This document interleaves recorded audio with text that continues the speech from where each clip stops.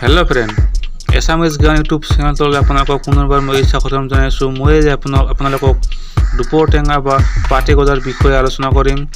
केवल 10 टकार गजजपाई 5 लाख टकार बिल आपनार बचाब पारे।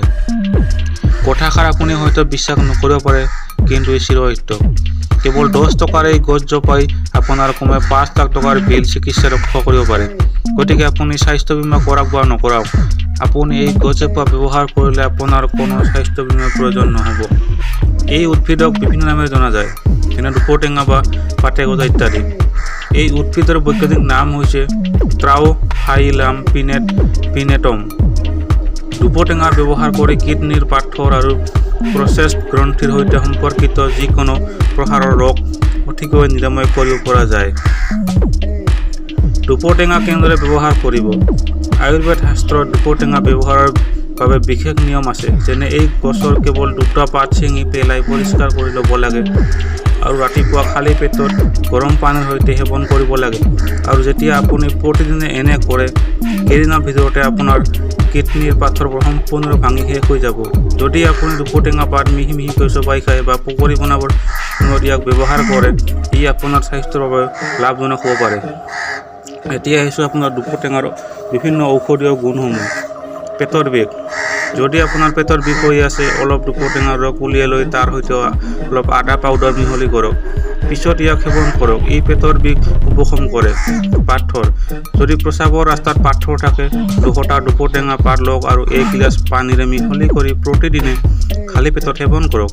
বিশ্বাস কৰা হয় যে এনে কৰিলে মাত্ৰ 10 আৰু 15 দিনৰ ভিতৰত প্ৰস্ৰাৱৰ জেগাৰে ভাঙি ওলাই যায়।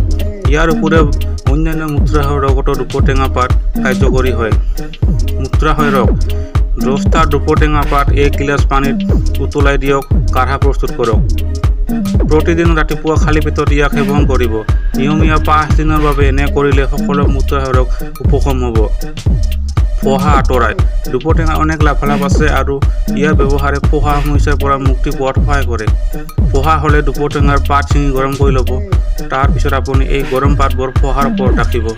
এনে কৰিলে ফোহাবোৰৰ বিষৰ পৰা সকাহ পোৱা যায় আৰু লগতে ফোহাবোৰ সোনকালে শুকাব ধৰে।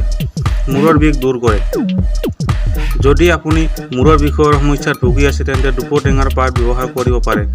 আপুনি দুপৰটেঙাৰ পাত ছিঙি তাত পাতল গৰম সৰিয়হৰ তেল প্ৰয়োগ কৰক আৰু সেই পাতটো আপোনাৰ কপালত ৰাখক। কপালত দুপৰটেঙাৰ পাত ৰখাৰ 1 মিনিটৰ ভিতৰত মূৰৰ বিষ নাইকিয়া হৈ যাব। পাথৰ, দুপৰটেঙা পাত দাঁত বিষৰ বাবে অতি লাভজনক। যেতিয়া দাঁতত বিষ হয়, আপুনি দাঁতত দুপৰটেঙাৰ পাত ঘঁহি দিব। এনেকৈ দাঁতৰ বিষ নাইকিয়া হ'ব। দৰাচলতে ইয়াৰ পাতত এণ্টিভাইৰাছ আৰু বেক্টেৰিয়া প্ৰতিৰোধী গুণ থাকে, যি বিষ হ্ৰাস কৰাত কাৰ্যকৰী প্ৰমাণিত হয়। দুপৰটেঙাৰ পটাৰ পৰিষ্কাৰ নকৰি নহঠাকৈ কেতিয়াও ব্যৱহাৰ নকৰিব। ৰক্তচাপ ৰোগীসকলে ইয়াক সেৱন কৰিব নালাগে। যেতিয়াই আপুনি দুপৰটেঙা সেৱন কৰে, মনত ৰাখিব 1 ঘণ্টাৰ বাবে একো খোৱা বোৱা কৰিব নালাগে। লগতে জোখতকৈ অধিক দুপৰটেঙা ব্যৱহাৰ কৰিব নালাগে। গতিকে বন্ধুসকল, আজি মই আপোনালোকক দুপৰটেঙা বা পাতে গজাৰ বিভিন্ন ঔষধীয় গুণসমূহৰ বিষয়ে বুজাই দিলোঁ। যদি আপোনালোকে ভিডিঅ'টো ভাল পালে তেন্তে লাইক, শ্বেয়াৰ, কমেণ্ট আৰু চেনেলটো ছাবস্ক্ৰাইব কৰিব।